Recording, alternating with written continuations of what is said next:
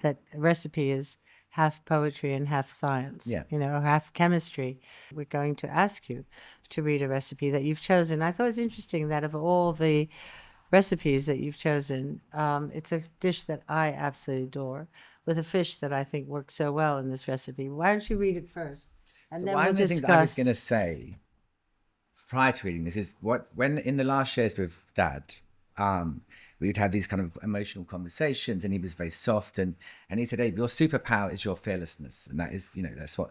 But actually, the one thing that makes me fearful is reading out loud. So I will endeavour to read. Just but breathe. through dyslexia, Just breathe. it's and this is very beautifully printed in large writing. But I think it's interesting, the fear of reading. So for me, Aqua Pazza is an extraordinary dish because a little bit like mamite, the Spanish dish, is kind of made by the fishermen to be kind of eaten on the boat almost. And so this idea of using the local seaweed and this kind of strange curdled emulsification that comes with the fish protein and the olive oil and the garlic, they're coming together. So for kind of crazy water or Aqua Pazza, we need 3 peeled garlics. We need 4 tablespoons of chopped, fresh, flat parsley. 2 fresh or tinned plum tomatoes, 2 crushed dried chilies, 1 whole red mullet. I mean, I love the red mullet. I think it's an exceptional fish. White wine, optional or necessary, I would say. 4 scallops of longitude, 2 slices of ciabatta bread, 1 lemon halved. In a pan large enough to hold the fish in 1 layer, 500 milliliters of water with garlic, parsley, tomatoes, and chili. Season well and boil for 5 minutes. Add the mullet and splash of wine and cover for 6 minutes. Then carefully turn the fish over. Add the shellfish, cook for 6 more minutes. Carefully turn the fish over, cook for a further 6 minutes. Season, drizzle olive oil.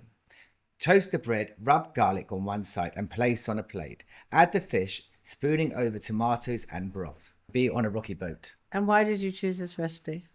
Because I think it represents the simplicity of kind of Italian food, the food that you cook, and bringing these ingredients together, and the idea that it's cooked by the fishermen. Well, that's why it's called crazy water, because the myth or the reality that if you drink salt water of the sea, you will become insane. You'll be crazy.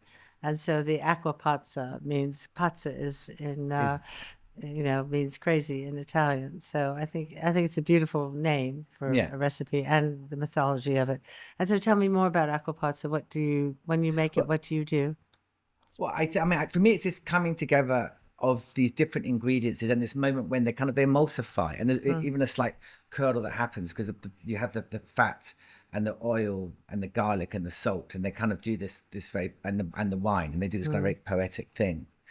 And then you have, that you'll see the shellfish are meeting with the red mullet, and they kind of make a whole conversation. I often like it without any. I just like a mullet. Just a mullet, yeah. I mean, clams. I think I wouldn't necessarily put scallops, but I think it's a celebration of pure ingredients, which all your cooking is about.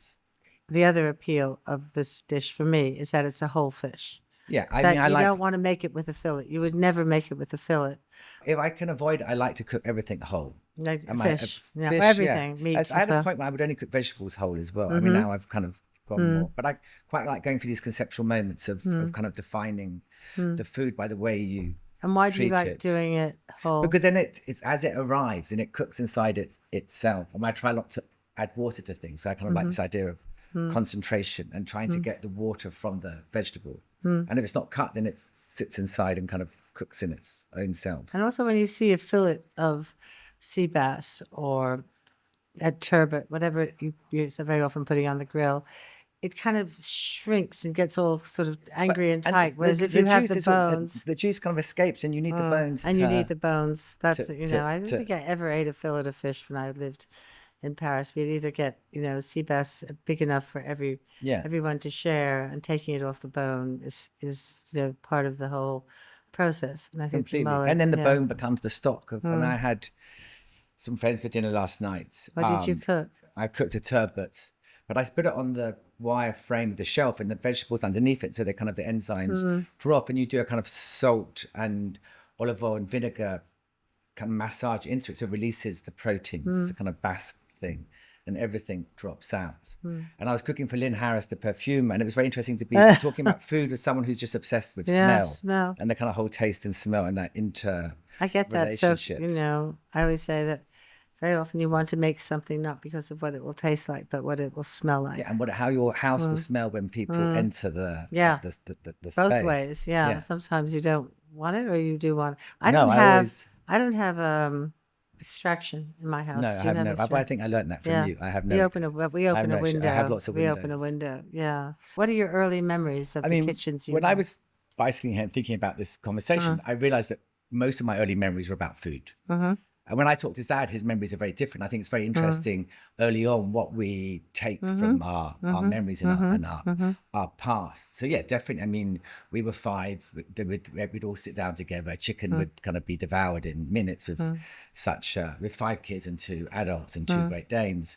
And Sue would pack lunches for all of us every morning and be up at kind of 5 making homemade bread. I mean, it was quite in this kind of conveyor belt, and we'd go off our little plastic bags with the sandwiches and the carrots. Would they eat with you most nights? Every night, always. Yeah. So and my bedroom was next to the kitchen because I was the youngest, and so I could kind of go to bed as they were cooking. I mean, other people would see that I was in the cupboard in the basement, but it was actually a real kind of generous thing because it kept me very close to her. She was always in the kitchen, and so that. Yeah.